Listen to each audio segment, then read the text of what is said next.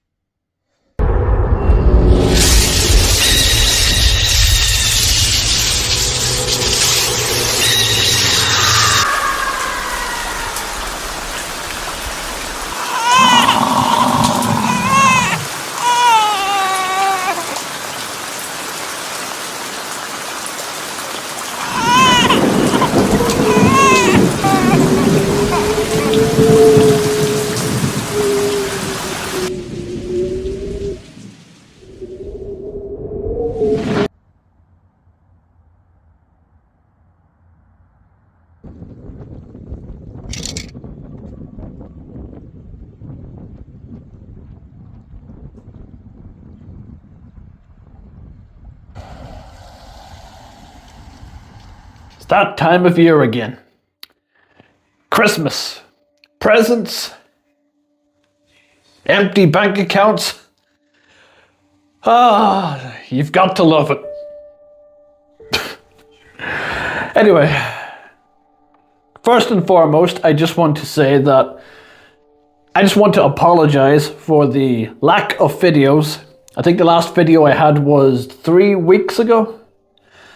And the reason was I got sick, and then because I work in a bar and a restaurant, and it's December, so it just got extremely busy, and I was just tired, and I just didn't have the time, from work. So I want to apologize for the lack of videos, and after Christmas is over, I've basically made a New Year's resolution to basically film like fuck. So videos will be a lot more consistent now, I promise. No big long waits. I'm against that now. That's a strict rule of I've pointed at my reflection in the mirror and said, no, more consistency. A great mustache. Hey. Oh, I'm kidding. But seriously, more consistency, that's what I'm aiming for. So I just wanted to get that out of the way. And thank you for sticking around. I love you all. Mwah. So, without further ado, Hellraiser. Come to Daddy. So this movie came out in 1987. And it's based on a book called Hellbound is written by Clive Barker, very talented writer. Now, whenever he started this movie, he had no experience with movie making. So this was all new to him. He knew how to make novels. He was a master at that. But this was a new territory for him. So, and it's amazing to see how well this movie turned out. Between the prosthetics, the practical effects, which there's one scene in particular we will talk about that is potentially one of my most favorite practical effects in cinema history. You have the introduction of the Cenobites, Pinhead. Oh, there's just so much packed into this one little movie. And let's get into the story.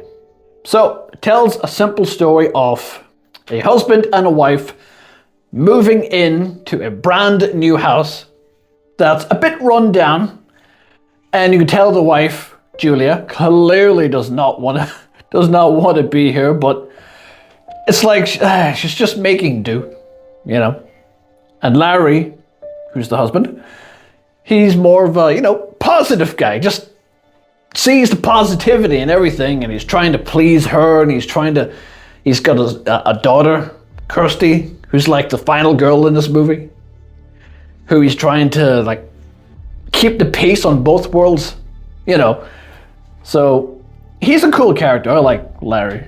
He's very relatable. That's what I like about him. So Julia goes upstairs and she finds photographs in an old room in one of the bedrooms at the top. And she recognizes him. Turns out he is Larry's brother, who's not so nice. And what's even worse is Julia's thinking about how she first met Frank, and then you realize that they had a sexual relationship, an affair. So immediately you're just told, all right, Julia is not a nice person. And you immediately start to sympathize with Larry. He becomes a sympathetic character. And, there's a scene at the very beginning of this movie of two gentlemen sitting at a table, and there's a box in the center. And it's really subtle, but at the beginning, if you watch it, you're like, what is this? What? But it all makes sense. Turns out the character that's buying the box of this mysterious guy is Frank. And he bought it because he heard that you can have pleasure and pain, which is what the box represents. So, yeah, basically, she finds the photographs, she thinks about all those intimate memories, and yeah, Larry comes in because I think he cuts his hand on a nail, which is a really cool effect. It's one of them scenes that when it happens, you're like, oh, I can feel that. Oh, because it's so well shot.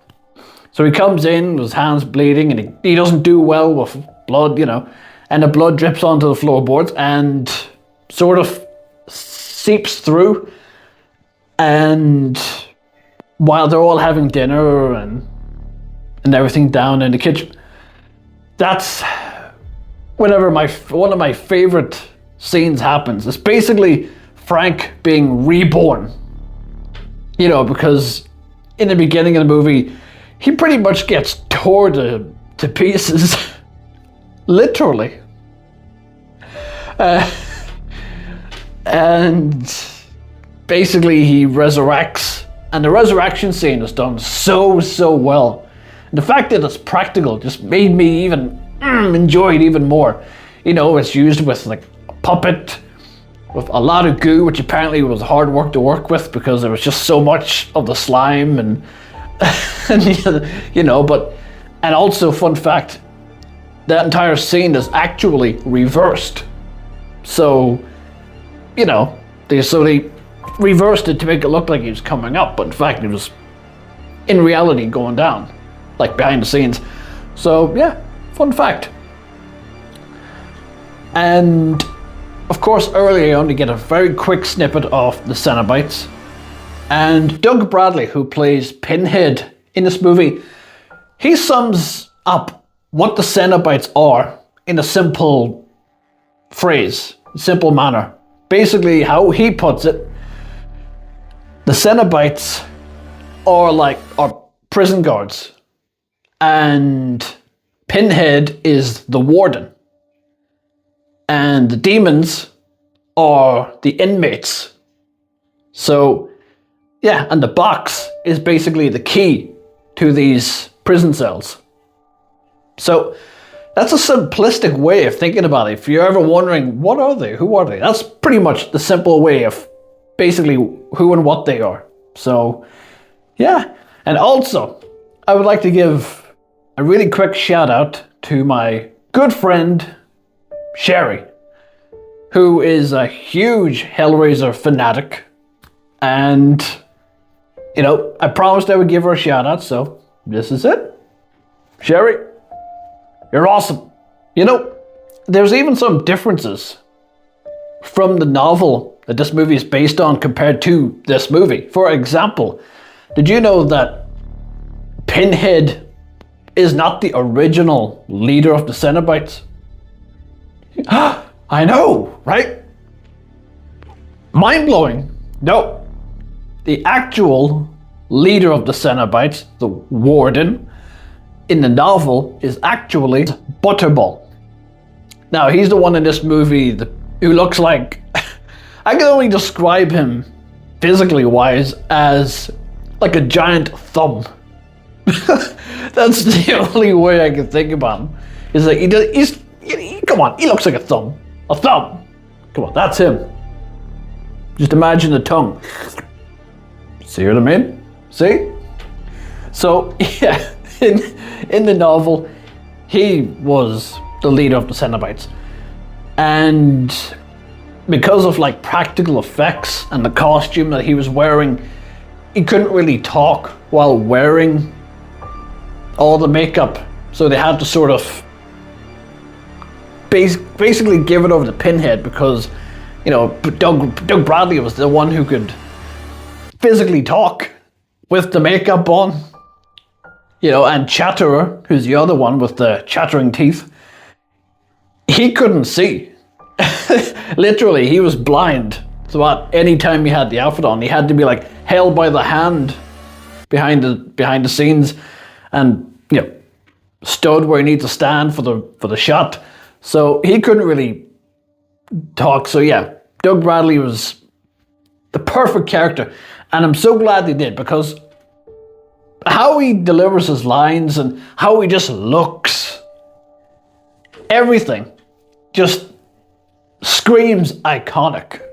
He's so cool. He looks great. All the designs of these characters is amazing.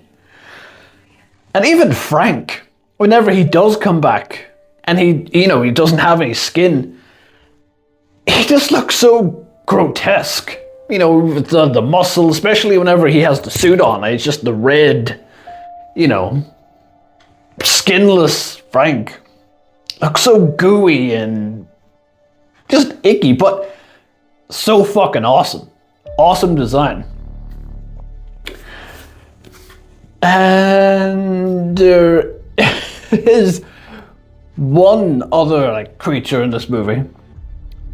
And it's whenever Kirsty is in like the hospital after she faints, and she's playing around with the box, and it opens up this tight little corridor, and she goes down, and there's like this big creature thing, and it just chases her down the corridor. And I mean, if you look closely, you can tell it's got wheels and it's being pushed by a couple of men. If you look very closely, you might be able to just catch a little snippet of one of them while they're pushing it. But it's so cool and it looks awesome. Has that particular creature aged well? Probably not, because you can tell it's, you know. But it still looks awesome. I think the design of that creature's cool.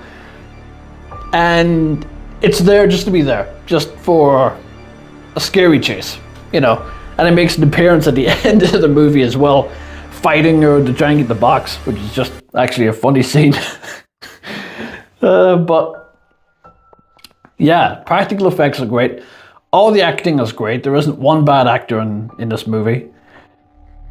And so after Julia comes face to face with Frank, he basically needs her to bring men back.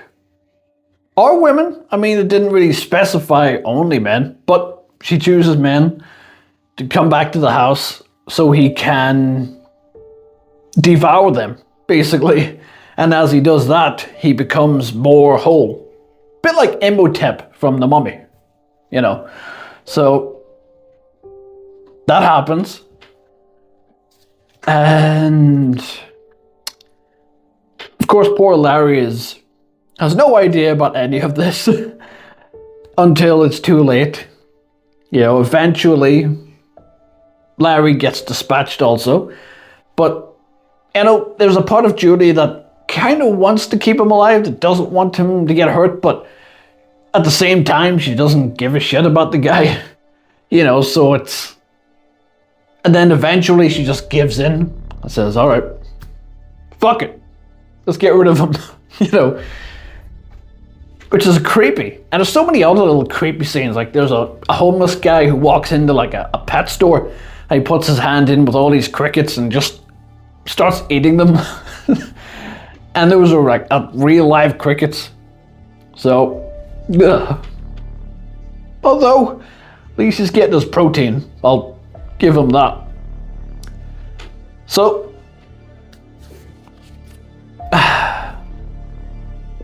I'm trying to make sure I get all the good out.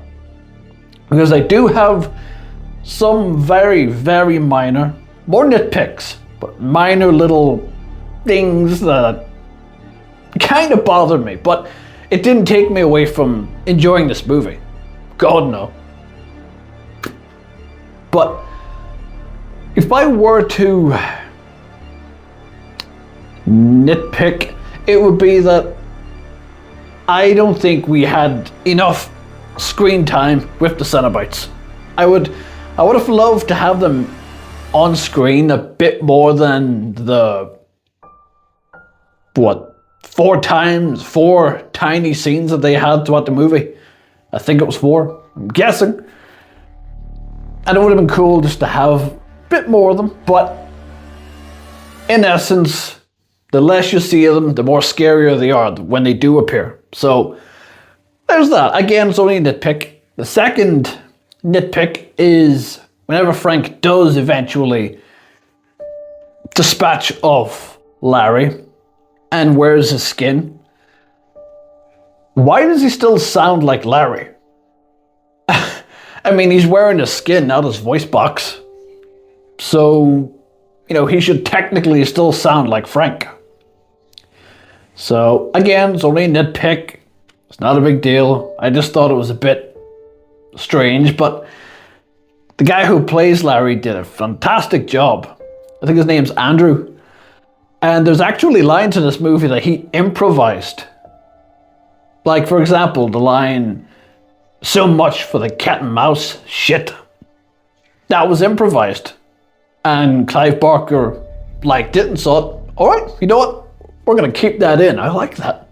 And another line that he improvised was the iconic line whenever he gets all hooked up at the end, whenever he says, you know, Jesus wept, and he laughs, then before exploding. That line also improvised. In fact, the line that he was supposed to say was simply, "Fuck you," and then he would explode. But Andrew just decided to say that, and again, Clive Barker thought, I like that. That's actually cool. I'm keeping that shit. I like that. So he did. And I'm glad he did, because I think that had a lot more effect than simply, you know, "Fuck you." You know, it's a line that's like, ooh, damn. But, yeah, I mean, overall, this movie has held up 100%. There's some little scenes that don't. Like, again, the monster chased her down the corridor. It looks a bit goofy now, but it's still cool. It's still awesome. It's still a cool idea. It's a cool design. And yeah, I'm trying to think, is there anything else that I've missed? Doobity-doobity-doobity-doo. Can't think of anything. But yeah, so overall, totally recommend it. It's an awesome movie. Great practical effects. Acting is on par. Kirsty is an amazing final girl who does not get enough credit. You know, anytime I see polls or, you know, comments, no one really brings her up. It's more like, you know, Sidney Prescott or Laurie Strode. I was like, what about her? She was awesome. She fought to the end, you know. Also, I should say that scene, whenever Kirsty is hiding from Frank, Larry, there's like a scene where this corpse just falls out of the darkness and he has all these maggots in his mouth. That was such a cool effect, and it genuinely did creep me out the first time I saw it. Because I didn't expect it. I was like, oh, yeah, fucking, you know. And the maggots falling onto her hand and shit, and you're like, oh, nasty. But so cool.